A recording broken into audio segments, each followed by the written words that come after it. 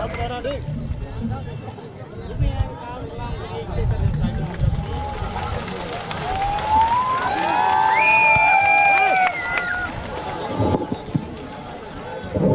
और भाइयों, सबसे पहले तो आपको इस सभा में बहुत बहुत मैं आपका स्वागत करती हूँ और आपको धन्यवाद देती हूँ कि इतनी धूप में आप इतने समय से इंतजार कर रहे हैं। श्री सुभाष पाल जी, श्री नरेश दीक्षित जी, श्री खालिद खान जी, श्री अजय सिंह जी, श्री राजीव सिंह जी, श्री जीतलाल सरोज जी, श्री ललित कश्यप जी, श्री निर्भय यादव जी, श्री विक्रम पांडे जी, पूनम जी, यहाँ पर उपस्थित सभी कांग्रेस के नेतागण, पदाधिकारी और युवा कांग्रेस, महिला कांग्रेस के मेरे साथी, आप सबको इस सभा में बहुत बहुत स्वागत। सबसे पहले मैं आप सबसे पूछना चाहती हूँ, हम खड़े हो जाएंगे, आगे जाओ। एक सवाल पूछना चाहती हूँ, क्या पिछले 5 सालों में आपकी जिंदगी बेहतर बनी है, हाँ या ना? नहीं, बेहतर नहीं हुई ना। मेरी बहनें बैठी हुई हैं, महंगाई बढ़ी है, बढ़ी है। नौजवान कितने हैं सभा में? किसी को सरकारी रोजगार मिला है? किसान कितने हैं? आपकी जिंदगी, आपकी कमाई बढ़ी है, आपकी जिंदगी बेहतर हुई है कि नहीं? तरक्की हुई है? अच्छा, तो किसानों ने कहा उनकी तरक्की नहीं हुई, नौजवानों ने कहा उनको रोजगार नहीं मिला, बहनों ने कहा महंगाई बहुत बढ़ चुकी है। यहाँ पे बुनकर भाई भी होंगे, हैं? आपकी तरक्की हुई है? बुनकर भाई भी कह रहे हैं कि उनकी तरक्की नहीं हुई। तो मुझे जरा बात समझाइए, मुझे समझ में नहीं आ रहा है कि जितने भी राजनीतिक दल के नेता आपके सामने भाषण देने आते हैं, वो आपकी समस्याओं की बात क्यों नहीं कर रहे हैं? आपकी तो समस्याएं बहुत ज्यादा है। महंगाई इतनी हो गई है कि एक गैस सिलेंडर 1000 रुपए में मिल रहा है, वो भी कुछ दिनों पहले 95 रुपए से बढ़ गया।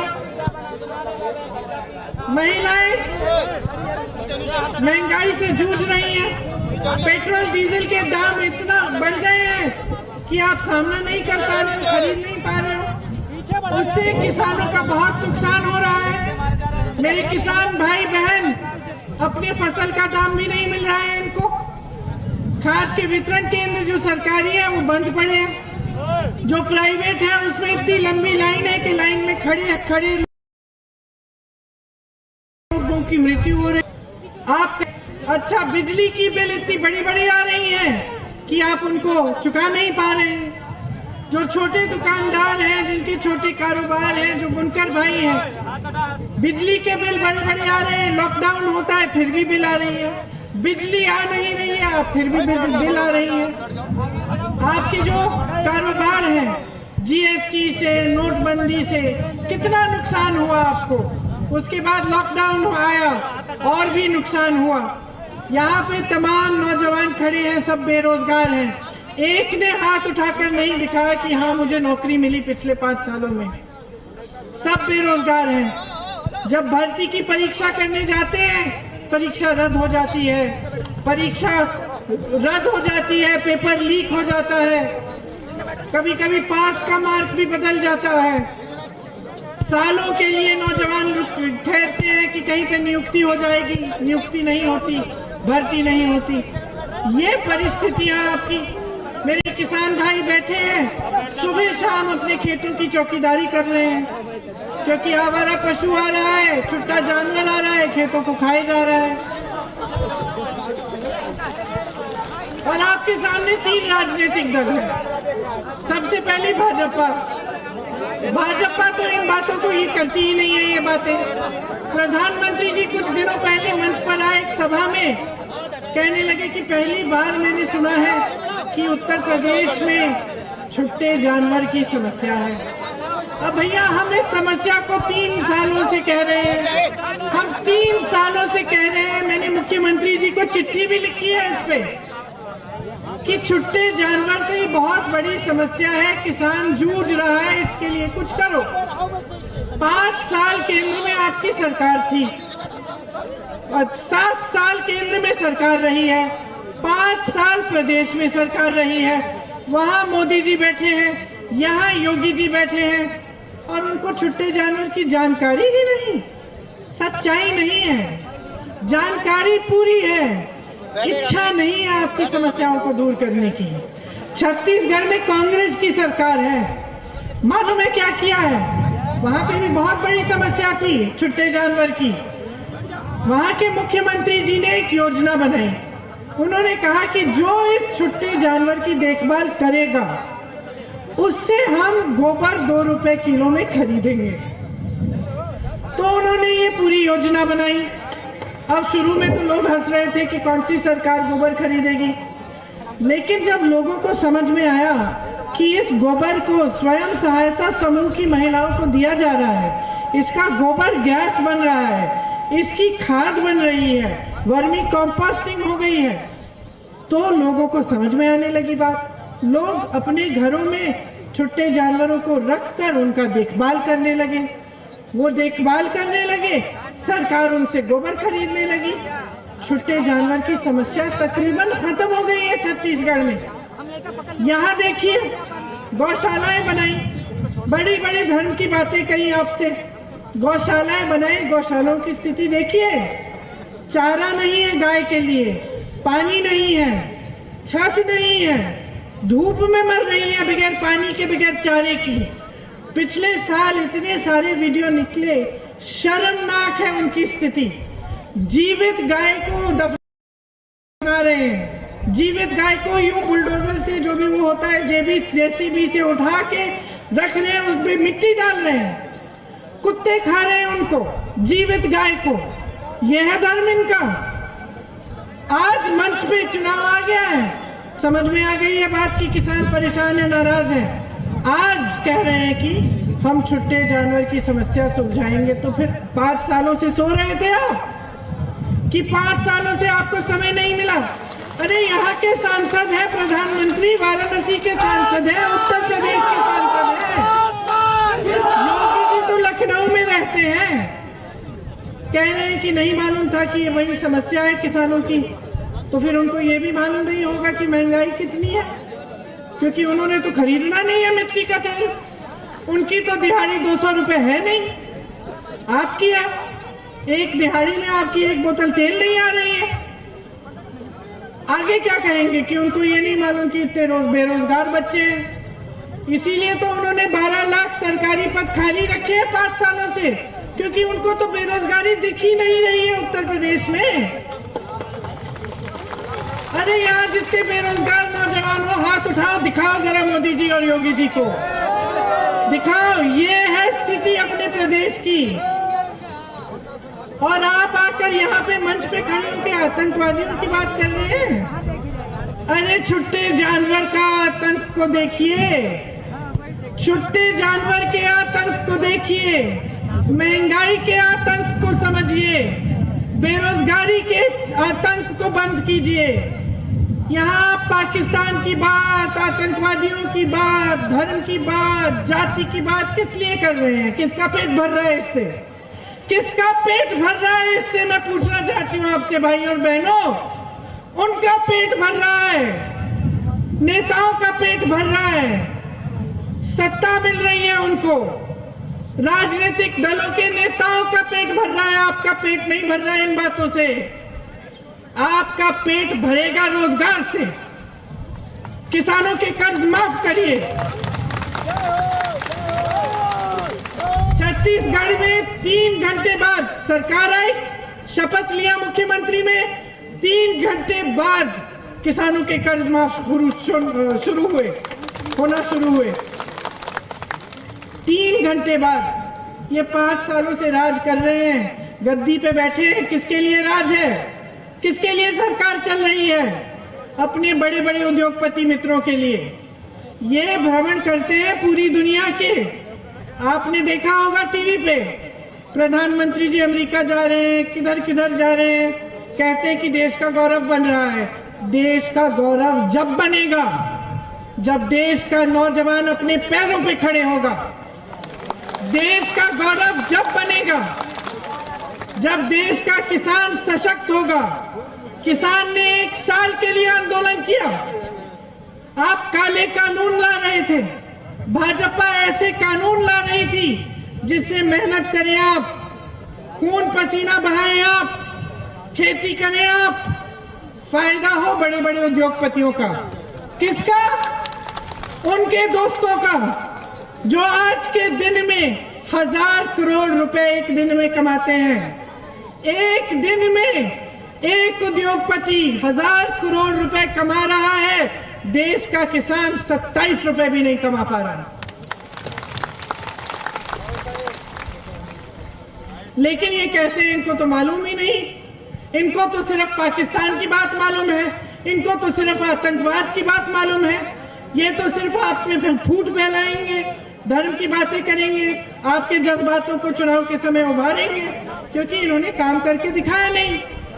और लाइए समाजवादी दल के नेता, समाजवादी दल के नेता विपक्ष में रहे हैं ना 5 सालों से, बसपा के नेता विपक्ष में रहे हैं ना 5 सालों से, तो बताइए क्या किया?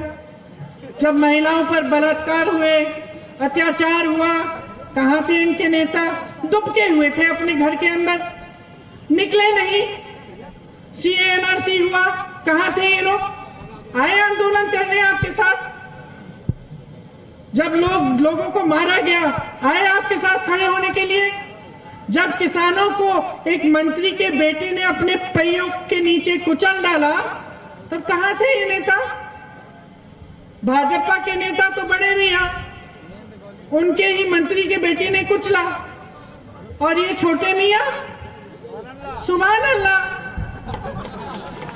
ये तो निकले ही नहीं, मुंह से बात नहीं निकली कि गलत हुआ है, आंदोलन नहीं किया, आपके साथ खड़े नहीं होते, संघर्ष नहीं करते। महंगाई बढ़ रही है, एक ही पार्टी कर रही है आंदोलन, एक ही पार्टी 3 सालों से आंदोलन कर रही है कि महंगाई घटाओ, कांग्रेस पार्टी।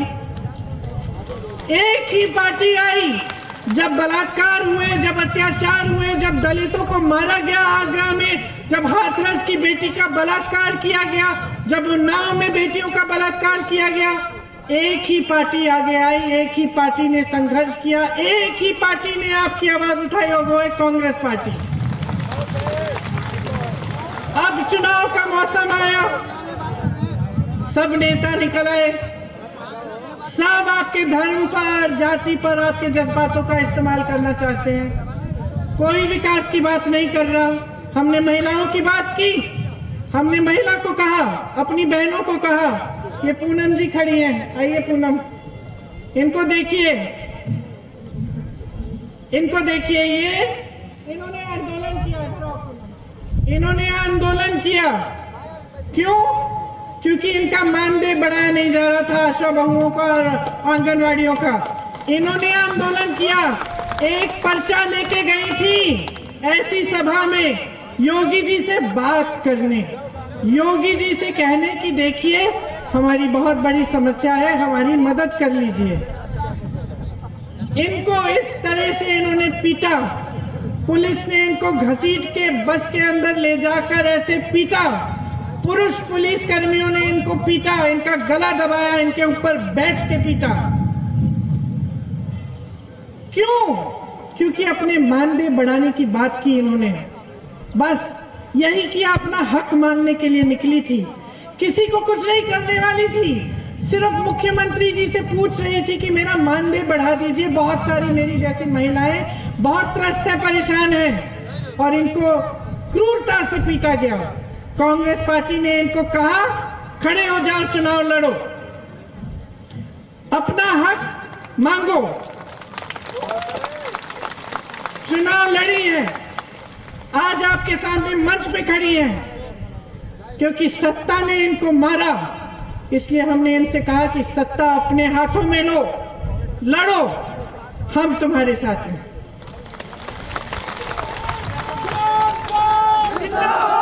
लेकिन समझ लीजिए, लेकिन समझ लीजिए बहनों और भाइयों, हमने महिलाओं की बात उठाई।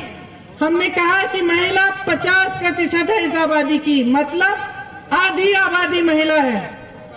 तो महिला को भागीदारी क्यों नहीं मिल रही है? महिला को सशक्त करने की बात क्यों नहीं हो रही है? ये सरकार सोचती है आपको एक मुफ्त का गैस सिलेंडर दे दिया, उनकी जिम्मेदारी खत्म। जब आप पर अत्याचार होते हैं मेरी बहनों, तो आपकी सुनवाई नहीं होती। आपको इस तरह पीटा जाता है जब आप सुनवाई मांगते हैं, जब आप हक मांगते हैं। आप पर जो अत्याचार करता है उस अपराधी की सुनवाई जरूर होती है। जहां जहां मैं जाती हूँ पुलिस प्रशासन उस अपराधी की मदद कर रहा है, उसको बचा रहा है। क्यों?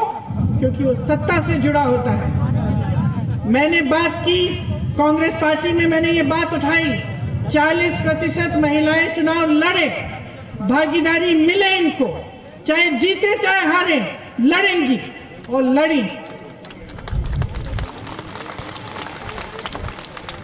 कांग्रेस पार्टी ने कहा कि 40% जितनी भी सरकारी नौकरियां हैं महिलाओं को मिलेंगी। पहले के आरक्षण के तहत ही कांग्रेस पार्टी कह रही है 25% पुलिसकर्मी हम जब भर्ती करेंगे तो महिलाओं को करेंगे। हम कह रहे हैं कि आपके लिए जब आप अस्पताल जाती हैं, ब्लॉक के अस्पताल में जाती हैं, आपको पुरुष डॉक्टर मिलता है कि नहीं? आपकी कोई निजी समस्या है, सेहत की समस्या है, आप तो बात भी नहीं कर सकती उनसे। हम कह रहे हैं कि आपके लिए एक महिला डॉक्टर हर ब्लॉक के अस्पताल में होनी चाहिए।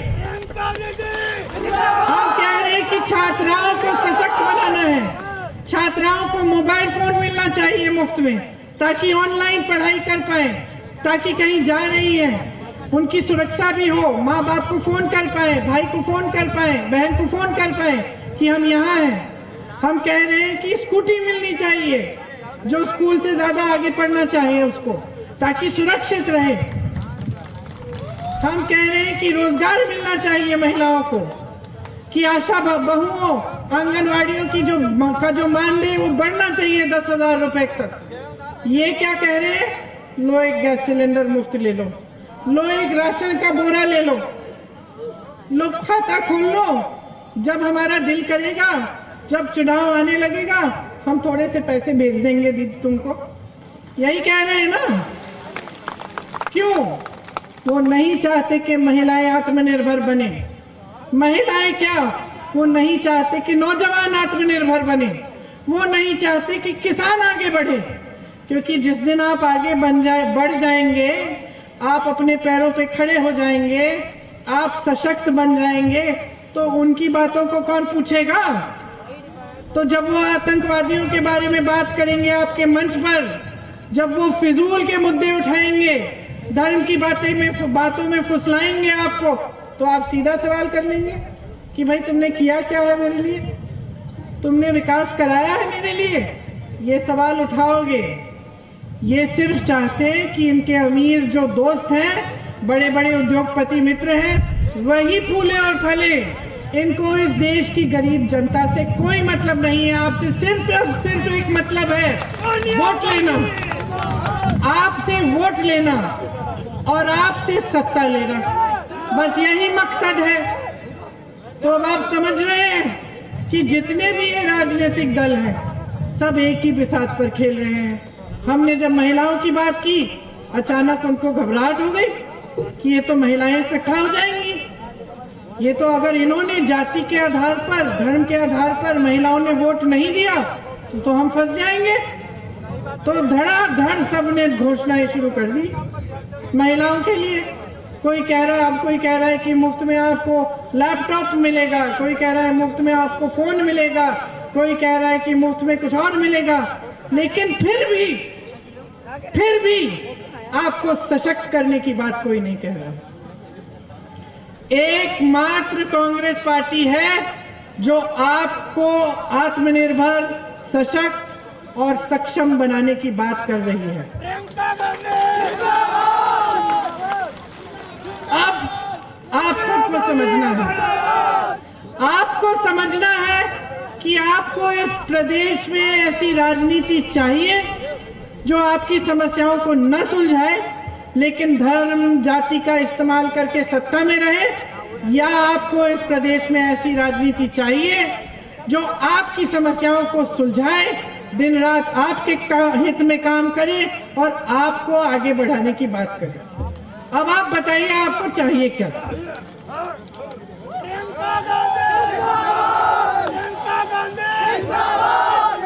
आपको कांग्रेस पार्टी की सरकार चाहिए कि नहीं? आपको अपना विकास आप चाहते हैं कि नहीं? आपको रोजगार चाहिए कि नहीं? आपको महंगाई कम कर रही है कि नहीं? आपको महिलाओं को अपने पैरों पे खड़ा करना है कि नहीं? तो फिर मन बना लीजिए, बहुत हो गया ऐसी राजनीति का। कुछ नहीं मिल रहा है आपको।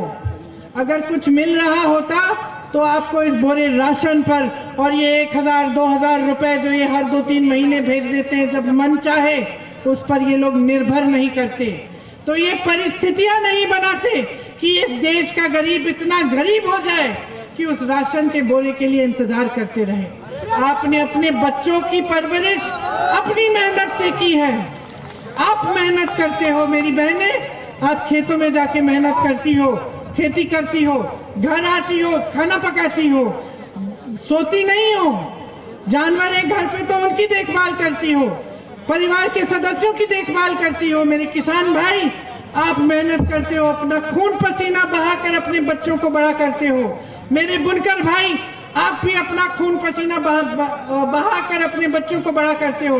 क्या इसलिए बड़ा करते हो कि एक बोरे राशन पर निर्भर हो आपके बच्चे? क्या इसलिए उनकी परवरिश करते हो? क्या सरकार की यही जिम्मेदारी है? शिक्षा के संस्थान नहीं बनाने चाहिए इनको, नए अस्पताल नहीं बनाने चाहिए, नई रोजगार पैदा नहीं करने चाहिए ना? मजबूर करो इन्हें, जिम्मेदार बनाओ इनको, जवाबदेह बनाओ इनको। बहुत हो गया है, बहुत समझदार हो आप, 5 साल और मत गवाओ। ये आपके जो बच्चे हैं जिनके लिए आप मेहनत कर रहे हो, ये ऐसे के ऐसे पड़े रहेंगे और इनके पास जब रोजगार नहीं होगा, जब नाराजगी होगी अंदर, तब इनका और इस्तेमाल किया जाएगा। तो समझ लीजिए कि आपके साथ कितना विश्वासघात हो रहा है। अब मैं आपको कुछ कहना चाहती हूँ कि कांग्रेस पार्टी क्या कह रही है। अगर हमारी सरकार बनेगी तो हम क्या क्या करना चाहते हैं। सबसे पहले जो 12 लाख सरकारी पद आज खाली पड़े हैं, जो ये योगी जी अपने बड़े बड़े विज्ञापन बनाते हैं ना कि इन्होंने रोजगार दिया, मोदी जी कहते हैं कि ये उत्तर प्रदेश में लखपति बना दिए इन्होंने हजारों। सच्चाई नहीं है, सच्चाई यहाँ दिख रही है, कोई किसी को रोजगार नहीं मिला है। हम कह रहे हैं हम सबसे पहले ये 12 लाख पद भरेंगे। हमने पूरा खाका तैयार किया है कि ये पद कहाँ हैं और इनको कैसे भरेंगे। हम कह रहे हैं कि 8 लाख रोजगार हम पैदा करेंगे। कैसे? हम आपको मदद करेंगे।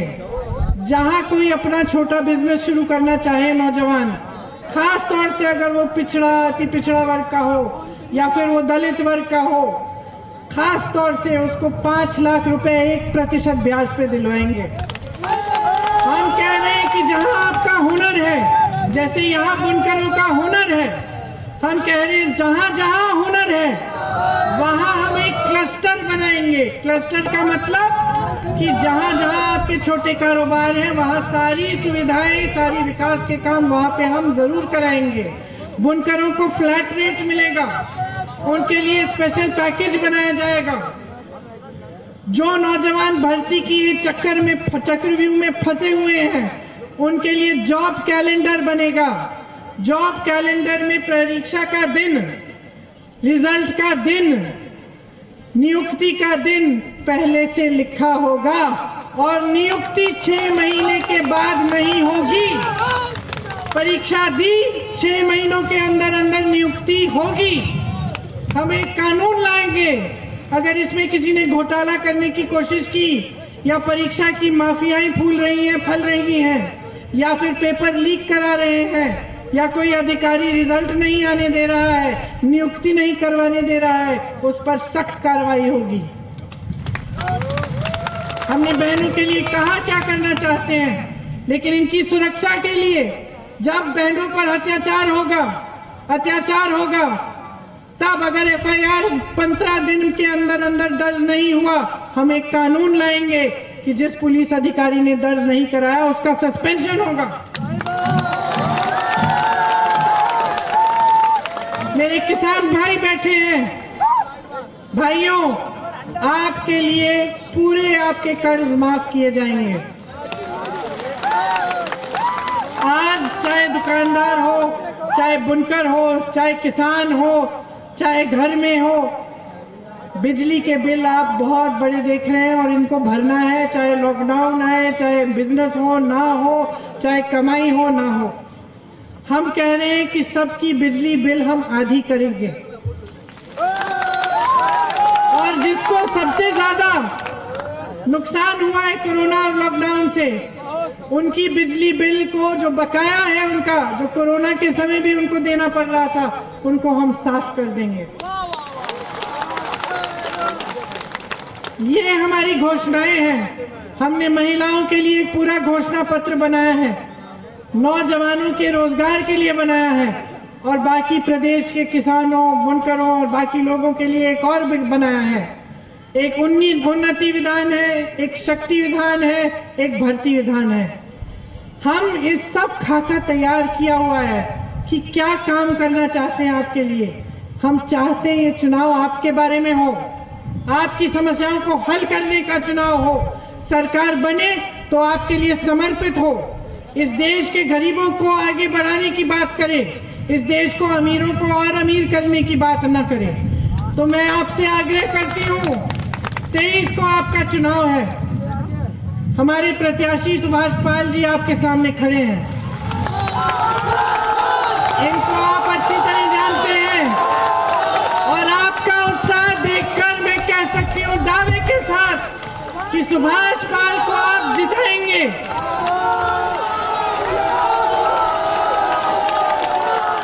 क्योंकि आप थक गए हैं